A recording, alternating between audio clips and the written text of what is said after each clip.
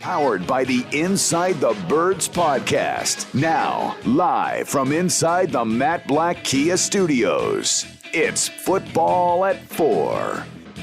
It is Football at 4, powered by the Inside the Birds podcast, and it is brought to you by PropSwap, America's sports betting marketplace. Sell your sports bet, take your profit, find out how. Go to PropSwap.com.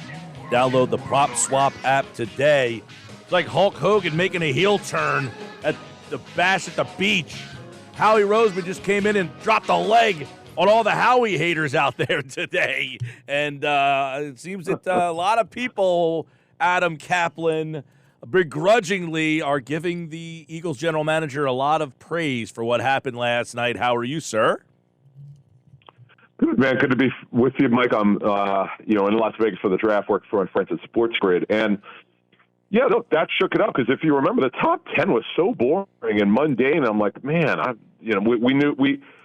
said on TV last night, everything I'm hearing would suggest there would be no quarterbacks in the top 10. I didn't think there would be only one being drafted, but nevertheless, it was boring. And then everything hit. It was just one thing after another, and surprises. And obviously, the A.J. Brown trade was by far the biggest surprise. I've been asked that in a bunch of interviews this morning and afternoon, and I have to say that's by far the biggest surprise. Didn't see it coming. It basically came down within 48 hours. It just like other teams called and didn't stop calling, and they would check in, and it went from the Titans having zero interest in telling people we're not trading them to, okay, you know what, we'll talk to you. And that's what happened. All right, well, that's what I was going to ask. You're in Vegas, so what is the scuttlebutt? What is the murmurs out there about the job that Roseman and the Eagles did? I mean, are they one of the talks out there? Are they getting overshadowed, or was that one of the moves that really started this thing? Well, no, it was one of these situations. By the way, the Eagles were not the only team involved, as I understand from a Titan source. Another team was picking inside the upper half of the first round, buzzed the Titans before they made the trade. But look, the word I got is the Eagles got fair market value, giving up a first and a third. They didn't have to give up anything for next year. And that's really what we're looking at now for these young receivers, whether the Niners who don't want to trade Deebo Samuel wind up trading them. That's what the cost will probably be, a first and a third. Whenever there's a trade down, it's always what does the history show you? That's what Bill Polian told me when I asked him about that. Then you add in the draft value chart for instance, if you're trading draft picks. But in this case, Mike, to finish this off, it's seen as a good trade by the Eagles, and they got as we outlined in our show this morning, our post draft show. We'll have a lot more on this. We drop our next show, and by the way, we have Jeff Mosher and I have a show live right after the draft. We do a live stream, and we talk to Titan sources, so we've got some stuff we're holding for that. But I can just tell you, it's almost shocking that John Robinson, the Titans GM, had a crush on him that he felt he needed to trade him. And you saw Mike Vrabel, the head coach of the Titans, face, and he got up. He was not happy that they traded him. No, that was evident. Let's start at the top here, Adam Caplan. The trade to get Davis, they go from 15 to 13. They give him a fourth and 2/5. His role, why he was the guy? Well, the Eagles, because they did not get Allen Robinson and any other veteran receiver they were looking for, they were going out of veteran. This was told to me pretty strongly to start free agency, and that turned out to be true, that they're going to try. They don't control the result. They control the effort. And they were not done. And by the way, A.J. Brown was not the only veteran receiver they were looking at potentially to trade for, but this one had urgency because for some reason the Titans would not, Mike, wait for A.J. Brown to agree to a deal by training camp. They felt like this was like they had to feel like they were making some movement, and then maybe they wouldn't have traded him. But they were so far apart, they felt compelled to move him. And, in the end, they got what we call, to move this along here, you asked about the role with A.J. Brown. He's going to be an X-receiver. Devontae Smith is a true Z. This is why the Chris Olave talk made no sense. He just didn't make any sense from what they want to do. You need to get guys who fit what you need. You need what's called size protection on the other side. Devontae Smith at 170 pounds, if that's a heavy seat, he might even be lighter than that. There's only certain routes he can run. You're not going to ask him to run the physical routes over the middle because he's just not going to be able to handle it. Well, by the way, that's where A.J. Brown makes his money. And the other part about this, which I didn't talk about, is one of the reasons why the Eagles wanted a veteran. It's not just to have someone's experience. They want the leadership. And you won't find a better leader than A.J. Brown. He's just he's pretty special guy and a pretty special football player. Well, that's a big thing here. And then, of course, they get him the extension because I say he's a big thing because that position is so young. They need that kind of leader to gravitate to. And then they give him the contract extension. Was that Howie indicated that was the key to this deal? Yeah, well, they wouldn't have done it without it because they had to know. Well, you can't. I always say this when people ask us about trades and so forth. It's like these teams saying, like, okay, the Panthers should trade for a veteran quarterback. You're not giving up a first-round pick with a guy not being on the team for 3 or 4 years. It's just not going to happen. So you have to make sure. In this case, they signed him to a 4-year extension, where A.J. Brown had 1 year left on his contract. And they now know he may finish his career as an Eagle. He physically, he's had some knee issues. He had arthroscopic surgery on both knees last spring. And, you worry about that because he missed a lot of time last season.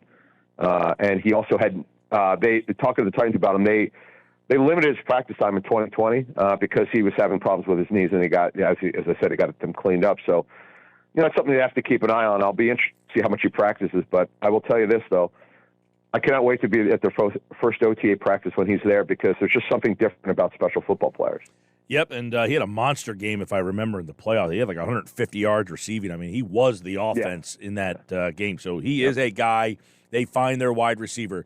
What about Jordan Davis, Adam Caplan? They trade up to 13 to get him.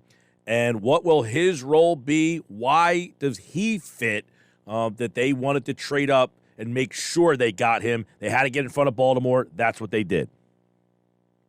Mike, we said pretty consistently on Inside the Bird since we started the show in spring of 2017, it's not about this year for the draft. It never has been. It never will be. It's about the future. For the most part, not always, but for the most part, free agency is about now. And every once in a while, you get a Rodney McLeod or a Malcolm Jenkins. Those are few and far between. It's hard to find guys in free agency you could have for 4, 5, 6 years. But in this case, this is not about this year. Whatever they get out of him was great. The role, as one person said, you could see 3 things. Short yardage and goal line, absolutely. We'll get to his physicality and if he's ready physically. And the other thing is field goal. Remember, this guy's 6'6" at 3/8", 34-inch arms. That's absolutely a guy you should have on the field goal unit for a block. So there's certain things you could do with him. Now, right now, if the season started today, it doesn't, but going to training camp as the 4th defensive tackle. We'll have to find out what that really means and how they'll line him up. He's a pure run stopper with some upside as a pass rusher, but the thing you really worry about and why not every team was up on board with selecting him, we had said in our Thursday morning show, the Eagles really liked him and he would be one of their targets in the middle of the first round. But there are other teams we spoke with who were not as high on him as the Eagles were. So it's more or less his weight. You're really concerned at one point in the offseason, he was 360, got down to 341 for the combine. Mike, you can't be 360 and play in the National Football League at D tackle.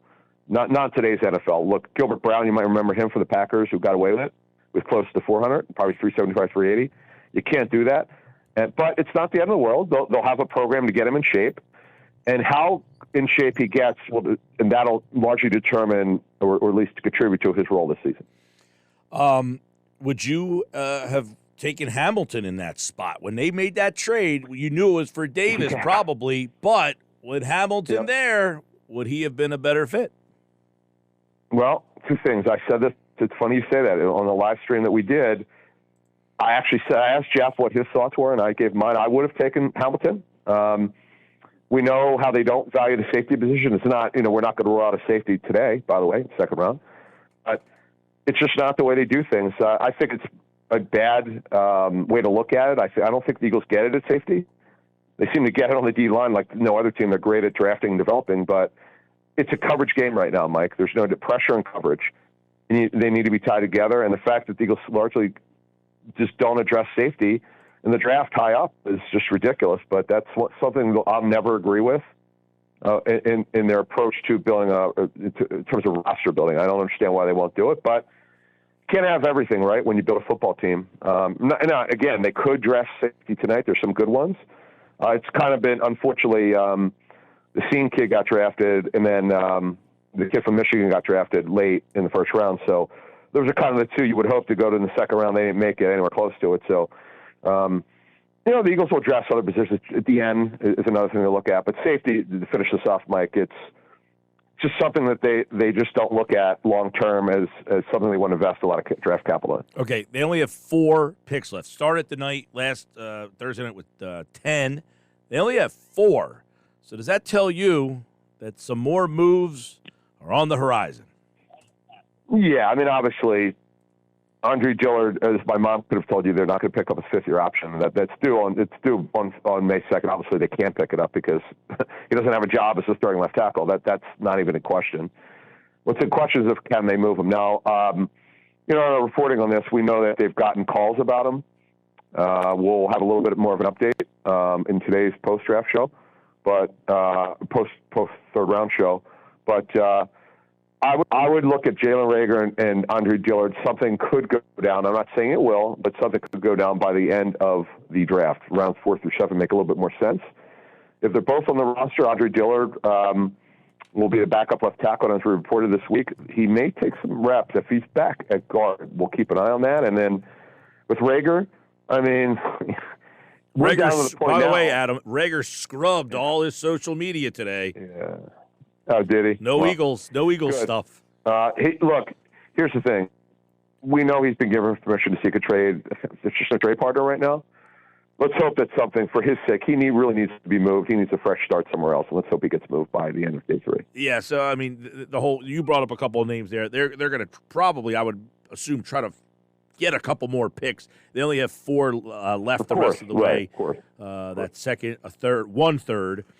They got rid of the 4th. They got rid of 2 of the 5th, so they have 1 5th and then that 7th rounder. So that's the 4 that are left. So you mentioned safety, defensive end. Any other targets that you would be, looking at for these final 2 days of the draft? Yeah, DN would definitely be one. There are a lot of good ones out there. See, it's interesting. I would have said before the draft, if we didn't know about the A.J. Brown trade, I would have said absolutely receiver, 1st or 2nd round.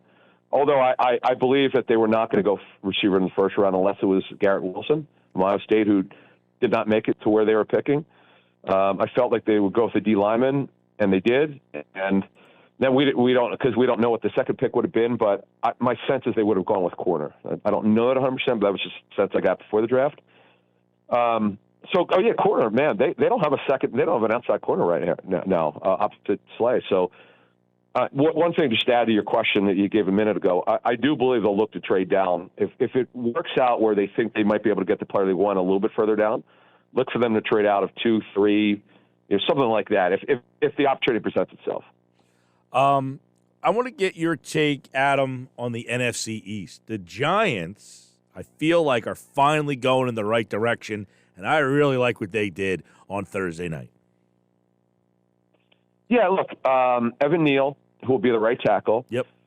By the way, you have to see this video. I don't know if you've seen it, that the NFL tweeted out from his mom and dad. Telling stories about him growing up and how proud they are. It's really amazing. Storytelling by the parents is, wow, the dad is, mom and dad are awesome, but the dad, his story, because he's a tough guy, is just awesome. But look, he's a guy that's not the most athletic guy. He's a tough guy. I'm told they love Andrew Thomas as a franchise left tackle. The interior of their line is not very good, though. That's a problem. They still have a lot of needs. Look, Thibodeau, he's not every team loves him like the Giants clearly did. He's a good player. He'll help. They don't have a very good pass rush, so he'll help. They have some questions in the secondary. They have questions with the interior of their offensive line. Daniel Jones needs to bounce back. No question. In fact, talking to a team source, they just think that he needs to kind of let it loose a little bit. He was too scared to make a mistake on the previous coaching staff, I'm told. So the hope is he gets himself together. And then Dallas, I don't say it's a reach. It's just this is way early for the kid they took from Tulsa. He's more of a project. Teams had late 2, early 3 on him. They took him obviously much earlier than that. And then Washington, look, they've got a good football player. I thought Dotson would go a little bit later, but who cares? The guy's a really good player. He's explosive, and they knew they had to go at receiver, and they did that. Yeah, and then real quick on Dallas, they're getting criticized a lot. Is that just criticism? Well, no, that's what I said. It's the kid. He should have gone later. I mean, he's a project. Tyron Smith will be their left tackle. The thing with Tyron Smith is, he's had major back problems. He's missed a lot of. He's missed time in his career. Yeah, and he's had back surgeries. worry about that. They're going to try to play this kid at guard, it looks like, at the beginning at least. Yeah, that's what Greg Cosell told us. He's long-term absolutely left tackle, but he can play guard, and they do have opening at guard, but he's got natural feet. But he's super raw, and remember, he comes from a smaller school program from Tulsa. All right, in Vegas, Adam Caplan, what's the overall day one, everybody's talking about out there? Well, it's quarterbacks. I'm like, boy, did I get that wrong? I had Free going. Yeah. I got some stuff right. I got some stuff wrong. It's hard to figure this stuff out. And Stu GMs told me leading up to the first round yesterday morning, they didn't even know what the top 5 would look like. The one guy got 3 out of them right, 3 of the picks right, and 2 he got wrong. One of the GMs said he still can't believe Walker went number 1. He just doesn't understand it. He said Hutchinson's a better football player now, but it was about upside. That's what Trent Baalke looks. I would say, by the way, it's one of the coolest things about being here. I remember in Philly when we had the draft there, Mosher and I did radio work together then, and you could see a little bit of this where you'd see fans wearing different teams' jerseys. It is unbelievably diverse out here. Easily 20 teams represented when I was walking the streets. Now, I also tell you, there are a ton of Eagles fans. I flew up with Pete Cherokee from Chicken Pete's. There are easily 30 Eagle fans on my flight a couple days ago. It's pretty impressive. I love it being out here. I wish they would have it out here again. We'll see someday. Yeah, it's impressive on TV. I mean, they did a good job of. How was it? What did it look like? Yeah, it's just they keep showing the fountain all lit up, and it's like the lights going up and the water shooting up, and they keep showing that overhead a lot. I've never been in Vegas, so I can't I'm trying to picture the strip. Really? No, I've never been out been there. Here? No, never been there. I have not been here since probably 2005. It has changed because every strip of land they can get, they're putting up casinos. It wasn't like that when I first came out here in 1989. But look, this time of year it's a little warm. It's in the mid-80s, but it's not really humid out here, which is great.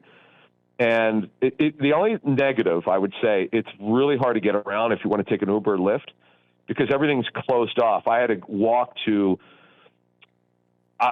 a little bit, and then it was very hard to get my credential. Then I wound up not really needing it because I did TV for Sports Grid. I just wound up not being at the draft over there. I went at the MGM, and we're doing our broadcasts here, and it's pretty cool, by the way, doing a broadcast for a draft in a casino. Very, very interesting. Yeah, it seems like a great setup out there. Day 2 and 3, the coverage is at 6 o'clock tonight on 97.3 ESPN. Tomorrow, we'll have all-day coverage starting at noon. Inside the Birds, the YouTube channel. Check out the YouTube platform for all their reaction. Eagles with pick 51 and 83 tonight, and then a fifth rounder and a 7th rounder in the Saturday portion of the draft. And you would imagine more moves to come. Adam Caplan, live from the draft here on the Sports Bash 97.3 ESPN. Thanks, bud. All right, man. Thank you. Adam Caplan, the InsideTheBirds.com, Inside the Birds podcast, Football at 4, powered by the Inside the Birds podcast. Those guys, of course, doing a great job.